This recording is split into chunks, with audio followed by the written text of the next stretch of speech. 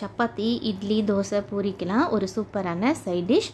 அதுக்கு 2 table spoon எண்ணெய் சேர்த்துட்டு கட் பண்ண 2 வெங்காயம், 2 பச்சை மிளகாய், கொஞ்சம் உப்பு போட்டு நல்லா வதக்கி விட்டுக்கலாம். 1 டீஸ்பூன் இஞ்சி பூண்டு பேஸ்ட், கட் பண்ணி வச்ச 2 பெரிய சைஸ் தக்காளி, கொஞ்சமாக உப்பு போட்டு வதக்கிட்டு மூடி வச்சிடலாம்.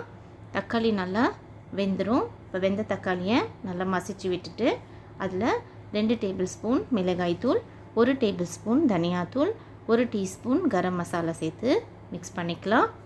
அந்த முட்டைக்கறிக்கு தேவையான உப்பு சேர்த்துட்டு 1 கப்பு தண்ணி சேர்த்துக்குவோம். நல்லா கலந்து விட்டுட்டு மூடி வச்சோன்னா மசாலாலாம் பச்சை வாசனை போயிடும். இப்போ உடச்சி வச்ச 2 முட்டை சேர்த்துக்கலாம். நம்ம முட்டை டைரெக்டாக அதில் உடச்சி ஊற்றும் போது சம்டைம்ஸ் ஓடு விழுந்துடும். இந்த மாதிரி ஒரு கப்பில் ஊற்றி செக் பண்ணிவிட்டு முட்டை நல்லா இருக்கான்னு சேர்த்துக்கலாம். மூடி வச்சோன்னா முட்டை வெந்துடும். கடைசியாக மல்லி இலை தூவினா சூப்பரான முட்டை கீமா ரெடி.